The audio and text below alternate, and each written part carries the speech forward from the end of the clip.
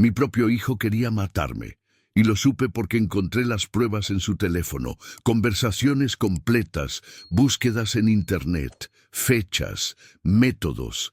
Todo estaba ahí, escrito con sus propias manos, y cuando leí esos mensajes sentí que el piso se abría bajo mis pies, que todo lo que había construido en 76 años se desmoronaba en un segundo. Pero no me quebré, no lloré. Solo me senté en el borde de mi cama, con ese teléfono en las manos temblorosas, y entendí que mi propio hijo, la persona que yo traje a este mundo, había dejado de ser mi hijo hacía mucho tiempo. Déjeme presentarme. Me llamo Rigoberto Castellanos. Tengo 76 años. Nací en un pueblo de Michoacán que ya ni existe en los mapas, y llegué a esta ciudad con 14 años y los bolsillos vacíos. No tuve estudios grandes, apenas la primaria completa, pero tuve manos y tuve voluntad. Y eso en aquel entonces era suficiente para salir adelante. Trabajé de albañil, de cargador, de ayudante de mecánico, de lo que fuera, hasta que a los 28 años abrí mi propio taller de herrería. Un lugar chiquito, en una esquina olvidada, con un techo de lámina y 3 herramientas viejas. Pero era mío. Ahí construí mi vida, ladrillo por ladrillo, soldadura por soldadura. Me casé con Remedios, una mujer buena que conocí en la panadería de la esquina. Una mujer que nunca me pidió lujos, que nunca se quejó de las manos callosas, ni del olor a fierro quemado que yo traía pegado en la ropa. Tuvimos 2 hijos. Uno se nos fue a los 3 años. Neumonía. En aquel tiempo no teníamos ni para el doctor. Eso me rompió, pero seguí trabajando, porque me quedaba Javier, mi único hijo, el que sí creció, el que sí llegó a hombre, y le voy a decir algo con el corazón en la mano. Yo me maté trabajando para que ese muchacho no sufriera lo que yo sufrí, para que tuviera estudios, para que no se despertara a las 5 de la mañana con las manos congeladas, para que no supiera lo que es no tener que comer. Lo mandé a la universidad, pagué cada colegiatura con el sudor de mi frente, vendí herramientas, vendí el carro, pero él terminó, se hizo ingeniero, y yo, que apenas sabía escribir mi nombre, estaba orgulloso. Tan orgulloso que hasta lloré el día de su graduación. Pero la vida tiene estas cosas raras. Uno cree que dándole todo a los hijos les está haciendo un bien, y a veces solo les está enseñando que todo se les debe, que todo llega fácil, que papá siempre va a estar ahí para resolverles los problemas. Y cuando papá ya no puede, cuando papá ya está viejo y cansado, ahí es cuando uno ve quiénes son realmente. Mi esposa, Remedios, murió hace 3 años. Cáncer. Se la llevó en 6 meses. Y créame cuando le digo que esos fueron los 6 meses más largos y más cortos de mi vida. Largos porque verla sufrir era como morir yo también cada día. Cortos porque cuando se fue sentí que no había tenido tiempo de decirle todo lo que quería decirle. Quedé solo, en esa casa que yo mismo levanté con mis manos. En esa casa donde críamos a nuestros hijos, donde enterramos sueños y celebramos triunfos chiquitos. Javier vino al funeral. Llegó con su esposa Marcela y mis 2 nietos. Se quedó 2 días. Me abrazó. Me dijo que cualquier cosa que necesitara, lo llamara. Que él estaba ahí para mí. Y yo le creí, porque uno siempre quiere creerle a sus hijos. Uno siempre quiere pensar que la sangre pesa más que cualquier cosa. Los primeros meses después de que Remedios se fue, fueron duros. Me levantaba y no sabía qué hacer. La casa estaba en silencio, un silencio pesado, de esos que duelen. Javier me llamaba de vez en cuando, una vez a la semana, si mucho. Me preguntaba cómo estaba. Yo le decía que bien, que ahí iba. Aunque por dentro me estuviera cayendo a pedazos. Pero así somos los viejos. No queremos preocupar, no queremos ser una carga. Pasó 1 año. Yo ya me había acostumbrado a la soledad. Tenía mi rutina. Me levantaba temprano, me hacía mi café, salía al patio a regar las plantas que Remedios había cuidado con tanto amor. Esas plantas eran lo único que me quedaba de ella, y las regaba todas las mañanas, aunque ya no crecieran como antes, aunque algunas se estuvieran secando. Las seguía regando. Fue en esa época cuando don Esteban empezó a venir a ayudarme con el jardín. Un hombre humilde, más joven que yo, tendría unos 60 años. Pelo blanco, manos callosas, espalda encorvada por años de trabajo bajo el sol. Me lo recomendó la vecina de al lado. Me dijo que necesitaba trabajo, que era una buena persona. Y tenía razón. Don Esteban llegaba los martes y los viernes. Cortaba el pasto, podaba los árboles, arreglaba lo que se iba rompiendo. Y hablábamos de todo. De nuestras vidas, de nuestros hijos, de las esposas que habíamos perdido. Él también era viudo, también estaba solo. Sus hijos se habían ido a Estados Unidos y casi no le hablaban. Decía que solo le llamaban cuando necesitaban dinero, y yo entendía ese dolor, porque aunque Javier no me pedía dinero, tampoco me daba mucho de su tiempo. Las llamadas se fueron haciendo menos frecuentes, una vez cada 2 semanas, luego una vez al mes, siempre con prisa, siempre con algo más importante que hacer. Le voy a confesar algo. Don Esteban se convirtió en mi amigo, en alguien con quien podía hablar sin sentirme juzgado, sin sentir que estaba molestando. Nos tomábamos un café en el patio después de que terminaba su trabajo. Yo le pagaba lo justo. No era mucho, 300 pesos por día, pero él nunca se quejó. Siempre llegaba con una sonrisa, siempre preguntaba cómo había dormido. Siempre se quedaba un rato más, aunque ya hubiera terminado. Entienda una cosa que aprendí en estos años. La familia no siempre es la que comparte tu sangre. A veces, la familia es la que se sienta contigo cuando todos los demás están ocupados, la que te escucha cuando ya nadie más quiere oír tus historias de viejo. Y don Esteban era más familia para mí que mi propio hijo. Hace un año, en diciembre, Javier vino a visitarme. Llegó solo, sin Marcela, sin los niños. Me extrañó, pero me dio gusto verlo. Pensé que tal vez extrañaba a su mamá, que tal vez quería pasar tiempo con su papá. Nos sentamos en la sala, esa sala donde Remedios había puesto cada adorno con tanto cuidado, y empezó a hablarme. Me preguntó cómo estaba de salud. Le dije que bien, que el doctor me había encontrado la presión un poco alta, pero nada grave, que para mi edad estaba bien. Me preguntó si estaba tomando mis medicinas. Le dije que sí, que todas las mañanas. Me preguntó si tenía todo en orden, papeles, documentos. Le pareció raro que preguntara eso, pero le dije que sí, que todo estaba en regla. Entonces me dijo algo que me dejó helado. Me dijo que había estado pensando, que yo ya estaba muy grande para vivir solo, que la casa era muy grande para mí, que qué pasaba si me caía, si me daba algo, si necesitaba ayuda. Me dijo que había visto unos asilos muy buenos. Lugares donde atienden bien a los viejitos, donde tienen doctor, enfermeras, actividades.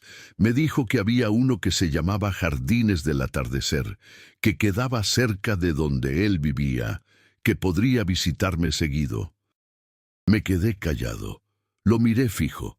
Intenté encontrar en sus ojos al niño que yo había cargado, al muchacho que lloraba cuando se caía, al joven que me abrazó cuando se graduó, pero no lo encontré. Solo vi a un hombre que quería deshacerse de un estorbo, de un viejo que ya no le servía para nada. Le pregunté, con la voz tranquila pero firme, ¿y la casa qué? Me dijo que podríamos venderla, que con ese dinero se pagaría el asilo y sobraría para otras cosas, que era lo mejor. Que ya no tenía sentido que yo viviera solo en una casa tan grande, que era peligroso. No le dije nada más, Solo asentí con la cabeza. Le dije que lo iba a pensar, que me diera tiempo. Se fue esa misma tarde. Me dio un abrazo rápido.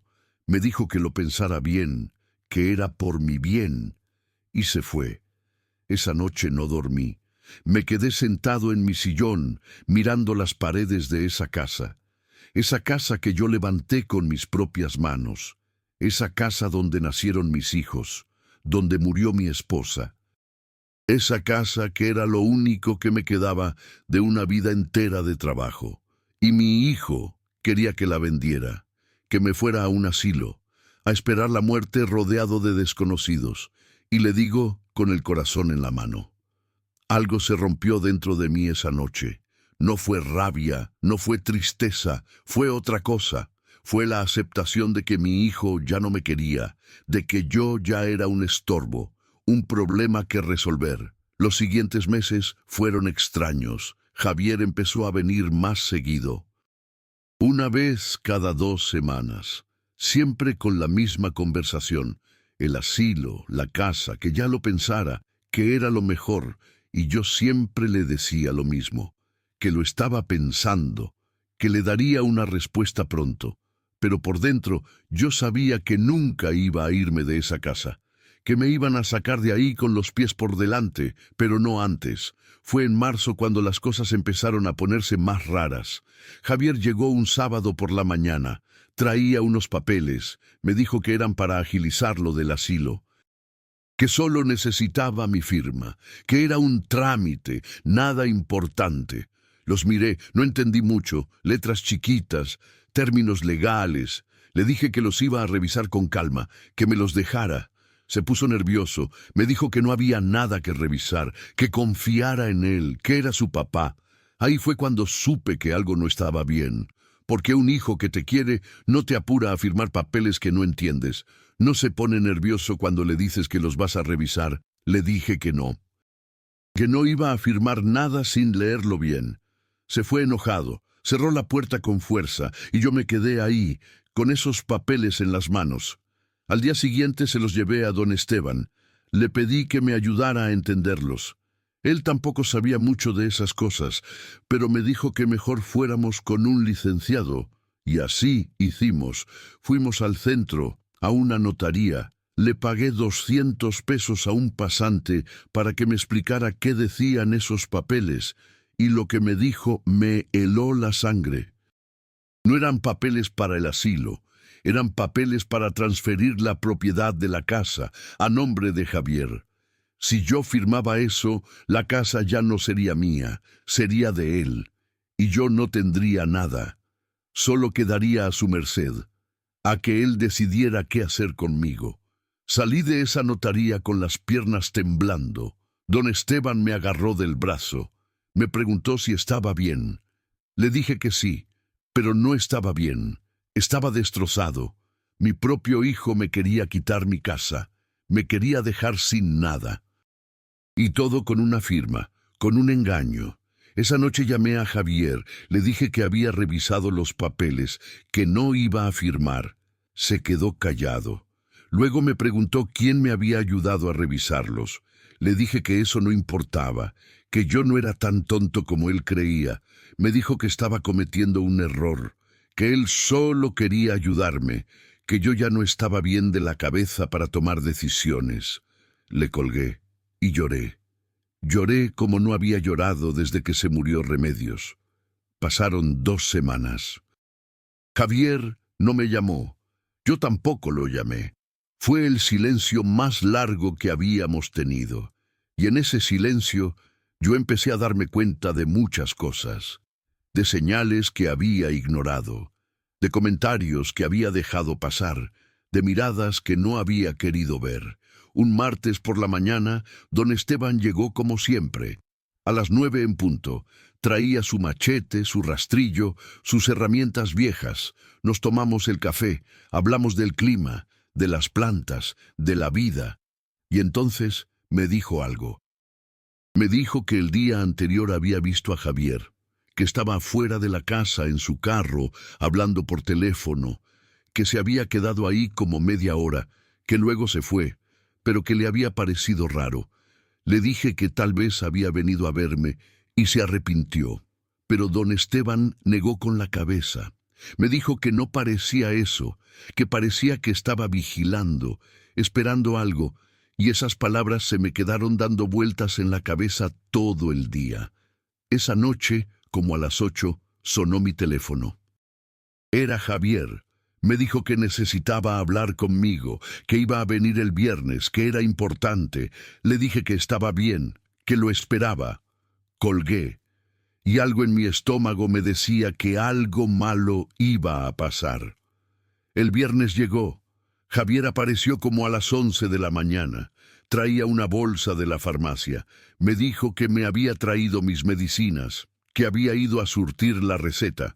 Le dije que yo ya las había comprado, que no hacía falta. Me dijo que esas eran mejores, que eran de marca, que me iban a caer mejor. Dejó la bolsa sobre la mesa y se fue. Ni siquiera se quedó a comer, ni siquiera se sentó. Solo dejó las medicinas y se fue. Me quedé viendo esa bolsa. Algo no me cuadraba. Agarré las cajas, las comparé con las que yo tenía. Eran las mismas pastillas, el mismo miligraje, solo que las mías venían de la farmacia del seguro, y estas eran de marca. Me pareció raro, pero las guardé, no las tiré. Algo me decía que las guardara. Pasaron 3 días. El lunes por la tarde Javier me llamó. Me preguntó si ya me había tomado las medicinas que me llevó. Le dije que sí. Mentí, no sé por qué, pero mentí. Me preguntó cómo me sentía. Le dije que bien, normal. Se quedó callado un momento. Luego me dijo que bueno, que me cuidara, y colgó. Esa llamada me dejó pensando. ¿Por qué tanto interés en las medicinas? ¿Por qué preguntaba si ya me las había tomado? Esa noche no pude dormir. Me levanté como a las 3 de la mañana. Me fui a la cocina. Saqué las cajas de medicinas que Javier me había traído. Las abrí, saqué las pastillas, las miré contra la luz. Se veían normales, pero algo me decía que no lo eran. Al día siguiente, muy temprano, me fui a la farmacia donde siempre compro. Le pregunté a la señorita si podía revisar unas pastillas. Le expliqué que mi hijo me las había regalado, pero que yo quería estar seguro de que fueran las correctas. Ella las vio. Me dijo que sí parecían ser las correctas, pero que si quería estar completamente seguro, que fuera a un laboratorio, que ahí las podían analizar. No lo pensé 2 veces. Busqué un laboratorio. Pagué 1,500 pesos para que analizaran 3 pastillas. Me dijeron que en 3 días tenía los resultados. Fueron los 3 días más largos de mi vida. No podía dejar de pensar, no podía dejar de imaginar cosas. ¿Y si estaba exagerando? ¿Y si solo eran pastillas normales? ¿Y si todo esto era mi cabeza de viejo inventando cosas? Pero el jueves llegó, y con él los resultados. La doctora que me atendió me hizo pasar a su consultorio. Cerró la puerta. Me pidió que me sentara. Y me dijo que las pastillas que yo había llevado no eran lo que decían ser, que contenían el medicamento correcto, sí, pero que también contenían otra cosa. Un compuesto que en dosis altas podía causar un paro cardíaco, especialmente en personas mayores. Me preguntó dónde había conseguido esas pastillas. Le dije que me las había regalado mi hijo. Me miró fija. Me preguntó si estaba seguro de lo que estaba diciendo. Le dije que sí.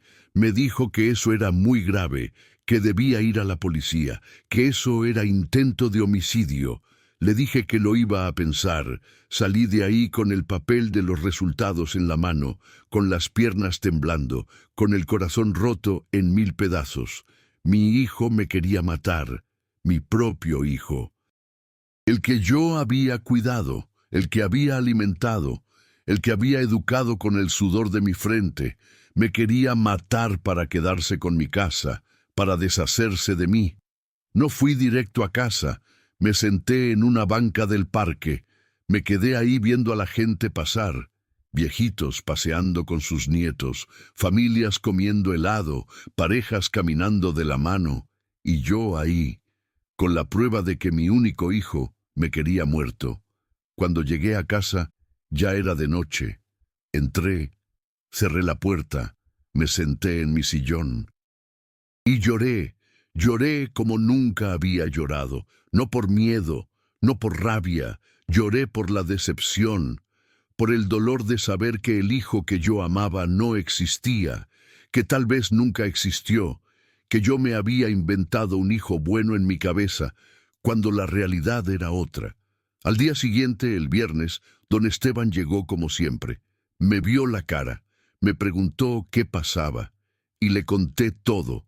Le enseñé los resultados del laboratorio. Se quedó callado. Luego me dijo, don Rigoberto, tiene que denunciar esto. Esto no se puede quedar así. Su hijo quiso matarlo. Le dije que lo sabía, pero que no sabía qué hacer, que no tenía fuerzas, que estaba cansado.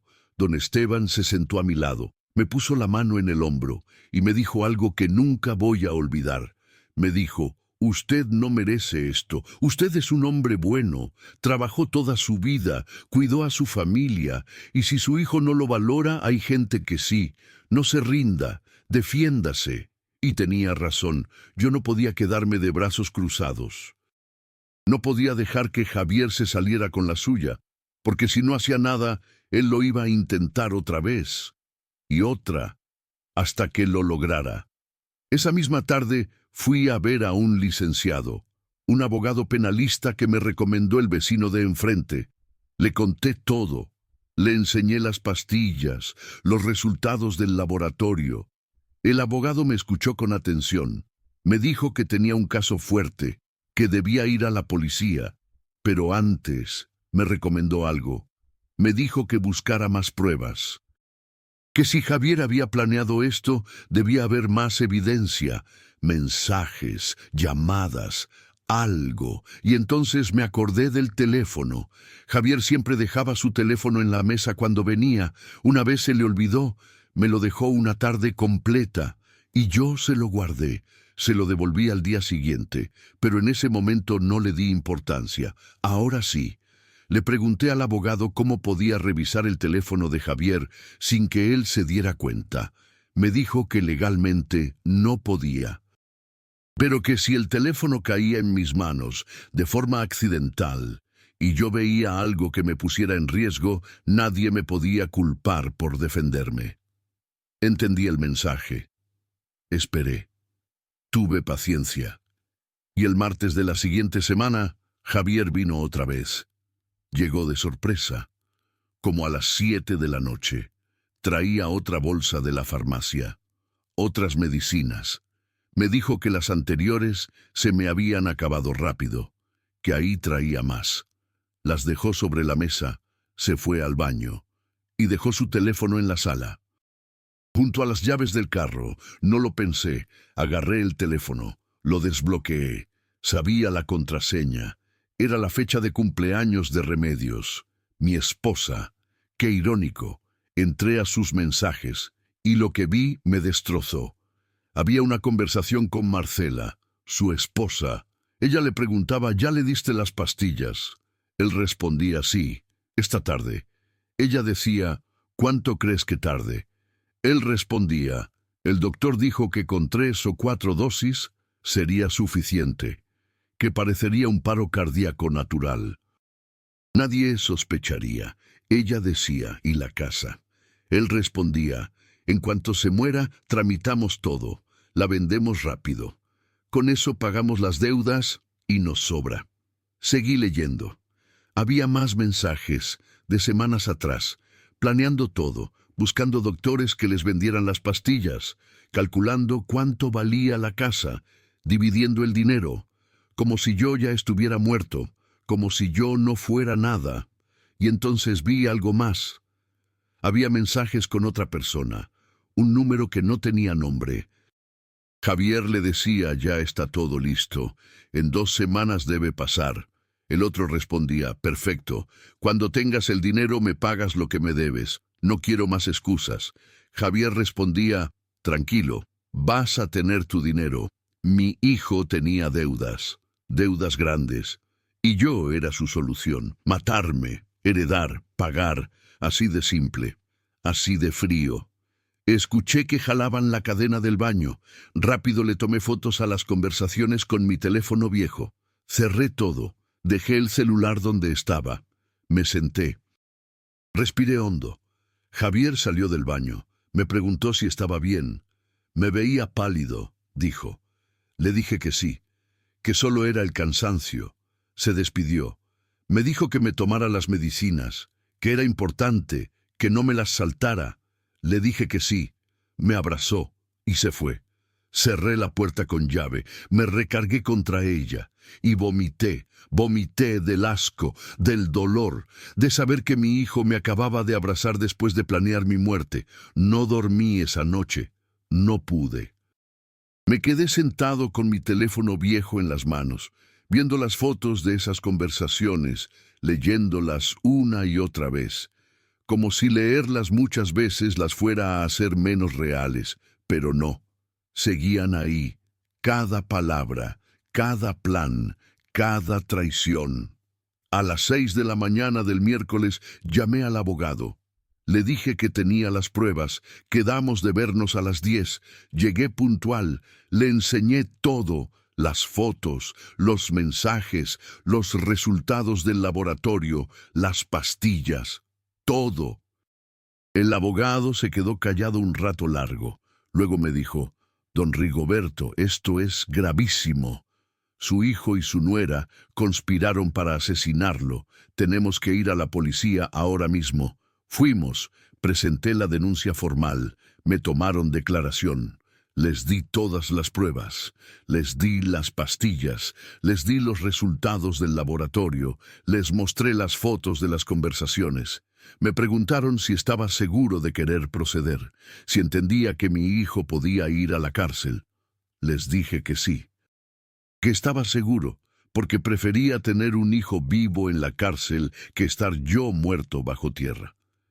Abrieron una investigación. Me dijeron que tardaría unos días, que no le dijera nada a Javier, que actuara normal, que ellos se encargarían.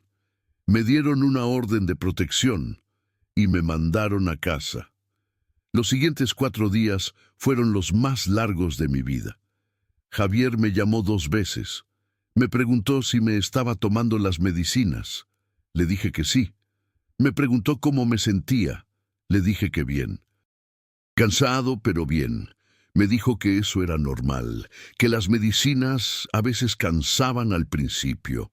Y yo ahí, escuchándolo, sabiendo que me estaba mintiendo, que me estaba matando poquito a poco. El lunes por la mañana, la policía llegó a la casa de Javier. Se lo llevaron, a él y a Marcela. Los detuvieron por intento de homicidio premeditado. Cuando me llamaron para decirme, no sentí alivio, no sentí satisfacción, solo sentí vacío, un vacío enorme, porque mi hijo ya no existía para mí.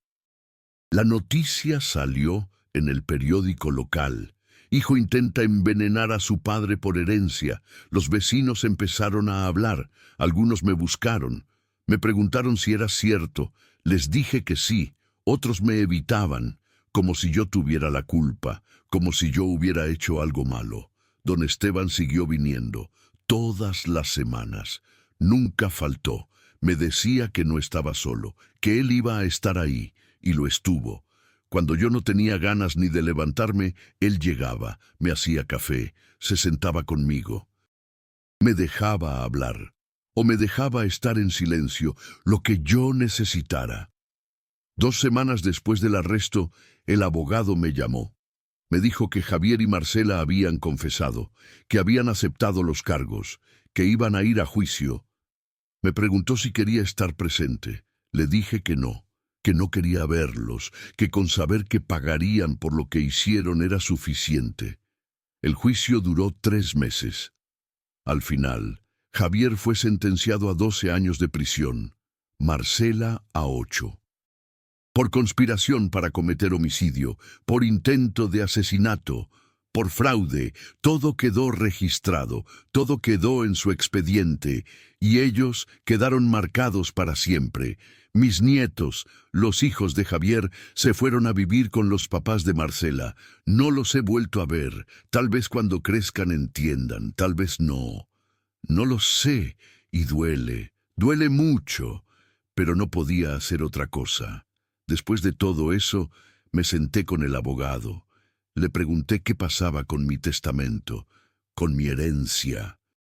Él me dijo que legalmente Javier ya no podía heredar, que por ley, quien intenta matar a alguien por herencia queda automáticamente desheredado.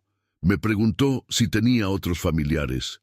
Le dije que no me quedaba nadie. Me preguntó qué quería hacer entonces. Le dije que quería dejarle todo a don Esteban. Mi casa, mis ahorros, todo. El abogado me miró sorprendido. Me preguntó si estaba seguro. Le dije que sí. Que don Esteban había sido más hijo para mí en 2 años que Javier en toda su vida. Que él me cuidó cuando nadie más lo hizo. Que se quedó cuando todos se fueron. Que me escuchó cuando nadie más quería oírme. Hicimos el testamento. Lo firmé. Lo certifiqué. Todo legal, todo en regla. Don Esteban no lo sabía, yo no le dije nada, solo seguimos con nuestra rutina. Él seguía viniendo los martes y los viernes. Yo le seguía pagando sus 300 pesos. Nos seguíamos tomando el café en el patio. Y yo me sentía en paz, porque sabía que cuando yo faltara, todo lo que trabajé en mi vida iba a quedar en manos de alguien que lo merecía. De alguien que me quiso sin esperar nada a cambio. Un mes después de que se dictara la sentencia, Javier me mandó una carta desde la prisión. La recibí un jueves. La dejé sobre la mesa 2 días sin abrirla. El sábado en la noche la abrí. Era una carta larga. Me pedía perdón. Me decía que había sido un error, que estaba desesperado por las deudas, que Marcela lo había presionado, que él nunca hubiera sido capaz de hacerme daño, que me amaba, que era su papá. Leí la carta completa, la leí 2 veces, y luego la rompí, la hice pedazos chiquitos, y la tiré a la basura, porque las disculpas no arreglan lo que se rompió, las palabras no borran las acciones, y yo ya no tenía espacio en mi corazón para perdonar algo así. Déjeme decirle algo que aprendí de todo esto. Uno puede perdonar muchas cosas en esta vida, traiciones chiquitas, mentiras, errores, pero hay cosas que no se perdonan, y planear la muerte de tu propio padre por dinero es una de esas cosas. No hay arrepentimiento que valga, no hay perdón que alcance. Pasó otro mes, y entonces decidí hacer algo. Llamé a don Esteban, le pedí que viniera un martes en la tarde, llegó puntual. Como siempre, nos sentamos en la sala, le serví café y le dije que necesitaba hablar con él. Se puso nervioso, pensó que le iba a decir que ya no necesitaba su ayuda. Le dije que no, que era otra cosa. Le conté todo, lo del testamento, lo de la herencia, lo de que él era mi único heredero. Se quedó callado. Luego empezó a negar con la cabeza. Me dijo que no podía aceptar eso, que era demasiado, que él no merecía nada. Le dije que sí merecía, que merecía todo, porque él había estado ahí cuando yo más lo necesité, porque me cuidó, porque me respetó, porque nunca me vio como un estorbo o como un viejo inútil. Me vio como una persona, como un amigo. Don Esteban se puso a llorar. Un hombre de 60 años, con las manos callosas y la espalda encorvada, llorando como niño. Me abrazó. Me dijo que no sabía qué decir, que nadie en su vida había hecho algo así por él. Le dije que no tenía que decir nada, que solo tenía que seguir siendo mi amigo, y eso fue suficiente. Mire usted, yo no sé cuánto tiempo me queda, tal vez 1 año, tal vez 5, tal vez 10. No lo sé. Los doctores dicen que estoy bien para mi edad, que puedo durar, pero uno nunca sabe. La vida es frágil. Y más a esta edad. Lo que sí sé es que cuando yo me vaya, me voy a ir tranquilo, sabiendo que hice lo correcto, que no me dejé pisotear, que defendí mi dignidad, que no permití que mi hijo me matara y se quedara con lo mío como si nada, y que lo que yo trabajé toda mi vida va a quedar en buenas manos. Javier sigue en la cárcel. Le quedan 10 años todavía. A veces me pregunto cómo estará, si se arrepiente de verdad, si entiende lo que perdió, pero luego dejo de pensar en eso. Porque ya no es mi problema. Él tomó sus decisiones y ahora tiene que vivir con las consecuencias. Hay gente que me dice que fui muy duro, que cómo fui capaz de meter a la cárcel a mi propio hijo, que debí haber perdonado, que la familia es sagrada. Y yo les digo que la familia es sagrada cuando te respeta, cuando te cuida, cuando no te quiere ver muerto por unos pesos, porque la sangre no lo es todo. La sangre no te da derecho a matar, a traicionar, a destruir. Le voy a ser sincero. A veces sí lo extraño. Extraño al niño que fue, al muchacho que estudiaba en la mesa de la cocina mientras yo llegaba cansado del trabajo, al joven que me abrazó cuando se graduó. Pero ese Javier ya no existe. Tal vez nunca existió. Y el Javier que intentó matarme no es alguien que yo pueda extrañar sin sentir asco. Prefiero estar solo en mi casa, rodeado de los recuerdos de Remedios y de los días buenos, que estar acompañado de alguien que me quiere muerto. Prefiero mis cafés con don Esteban, hablando de la vida y de las plantas, que las visitas falsas de un hijo que solo me veía como un obstáculo. Prefiero la paz de saber que hice lo correcto, que la tranquilidad falsa de haber perdonado lo imperdonable. Y entienda una cosa que me costó 76 años aprender: la dignidad no se negocia, el respeto no se ruega, y la familia no es sagrada solo por ser familia. La familia se gana, se cuida, se respeta. Y cuando alguien rompe eso, no importa que compartan tu sangre, ya no son tu familia. Óigame bien esto. Si usted está pasando por algo parecido, si tiene hijos que lo tratan mal, que lo ven como un estorbo, que solo esperan que se muera para heredar, haga algo. No se quede callado, no se deje, porque uno merece vivir con dignidad hasta el último día. Uno merece respeto, y si sus propios hijos no se lo dan, búsquelo en otra parte, en amigos, en vecinos, en gente que sí valore lo que usted es. No se muera esperando un cariño que nunca va a llegar. No se sacrifique por gente que no lo valora. No permita que lo pisoteen solo porque son su familia. Porque al final, cuando uno esté en la cama esperando el final, lo único que va a importar es si vivió con dignidad o si se dejó humillar. Yo elegí la dignidad, y aunque me dolió, aunque me rompió el corazón, aunque me dejó solo, no me arrepiento, porque me voy a morir sabiendo que no fui un cobarde, que no me dejé, que defendí lo mío hasta el final. Y si usted llegó hasta aquí, escuchándome toda esta historia, le agradezco de corazón, de verdad. No es fácil sentarse a escuchar a un viejo contar sus penas durante tanto tiempo, pero usted lo hizo. Y eso dice mucho de la clase de persona que es. Sé que ha sido largo. Sé que tal vez le quité tiempo de su día. Pero estas historias de vida, hay que contarlas completas, con todos sus detalles, con todo el dolor y toda la verdad. No se pueden resumir en 2 palabras. La vida no funciona así. Yo necesitaba soltar esto. Llevaba meses guardándomelo, tragándome todo, y ya era hora de sacarlo. Y usted me dio su tiempo, me dio su oído, y eso no tiene precio. Ahora, si mi historia le llegó al corazón, si algo de lo que conté le hizo sentir algo, si se identificó aunque sea un poquito, le voy a pedir un favor.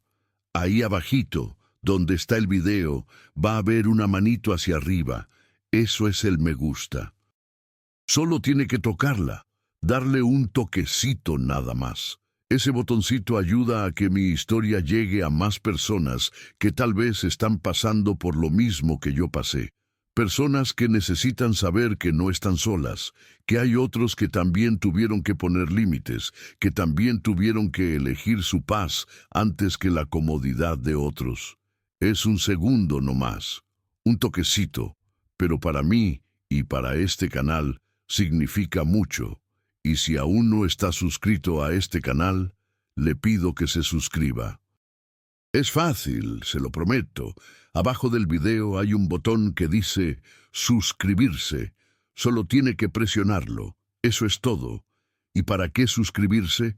Pues porque aquí, en Historias de Vida Real, todos los días hay historias como la mía. Historias reales de gente como usted y como yo. Gente que ha vivido, que ha sufrido, que ha tomado decisiones difíciles. Historias que no escucha en ningún otro lado porque la televisión no las cuenta, porque a la radio no le interesan, pero aquí sí importan. Aquí su historia importa. Mi historia importa.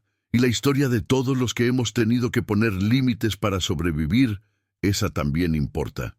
Cuando se suscribe, no se pierde ninguna historia nueva. Le llega la notificación y puede escucharla cuando tenga tiempo. Mientras lava los platos, mientras maneja, mientras hace su caminata, como usted prefiera. Y si conoce a alguien que esté pasando por algo parecido, compártale este video. Tal vez su papá, su mamá, su tío, su vecino. Alguien que usted sabe que está aguantando cosas que no debería aguantar. Alguien que necesita escuchar que no está mal poner límites. Compartir es fácil. Ahí mismo donde está el me gusta, hay una flechita que dice compartir. Le da ahí y puede mandarlo por WhatsApp, por Facebook, por donde usted quiera. A veces una historia como esta puede cambiar la perspectiva de alguien, puede darle el valor que necesita para defenderse, y eso no tiene precio. También, si quiere, déjeme un comentario aquí abajo. Cuénteme si ha pasado por algo parecido. Si entiende lo que sentí, o si cree que me equivoqué, también puede decirlo. Ya estoy viejo para ofenderme. He escuchado de todo. Me gusta leer los comentarios. Me gusta saber que alguien del otro lado de la pantalla conectó con mi historia. A veces leo cosas que me hacen pensar, que me dan otra perspectiva. Y eso está bien. Y quién sabe, tal vez su historia sea tan poderosa que la contemos en un próximo video, porque todos tenemos algo que contar, todos. También quiero darle las gracias a Historias de Vida Real por darme este espacio para contar mi historia. No todos los lugares te dejan hablar así, con toda la verdad, sin cortes, sin editar lo que duele, pero aquí sí me dejaron, y eso lo valoro. Si usted tiene una historia similar, puede escribirle al canal. Quién sabe, tal vez su historia sea la siguiente que escuchemos. Nos vemos mañana con una nueva historia que, se lo aseguro, también le va a dejar pensando. Aquí no hay historias inventadas, aquí solo hay vida real, con todo lo bueno y todo lo malo que trae. Gracias por acompañarme hasta el final. Gracias por escuchar a este viejo que solo quería quitarse un peso de encima. Gracias por su tiempo, que sé que es valioso. Cuídese mucho, póngase límites cuando tenga que ponérselos. No espere a estar quebrado para defenderse. Y recuerde, la dignidad no se negocia, nunca. Hasta mañana. Y no olvide darle a ese me gusta y suscribirse. Me ayuda más de lo que se imagina. Y bueno, esta es mi historia. No es bonita, no es perfecta, no tiene el final feliz de las películas, pero es mía y es real. Viví 76 años para aprender que la vida no te da lo que mereces, te da lo que aguantas. Y yo ya no aguanto más lo que no merezco. Así que aquí estoy. Solo, sí. Pero con la cabeza en alto, con la dignidad intacta y con la conciencia tranquila de que hice lo que tenía que hacer. Eso es todo. Así termina la historia de Rigoberto Castellanos. el viejo que prefirió quedarse solo antes que acompañado de quienes querían verlo muerto. Y si eso me hace terco, pues que así sea. Prefiero ser un viejo terco que un viejo muerto.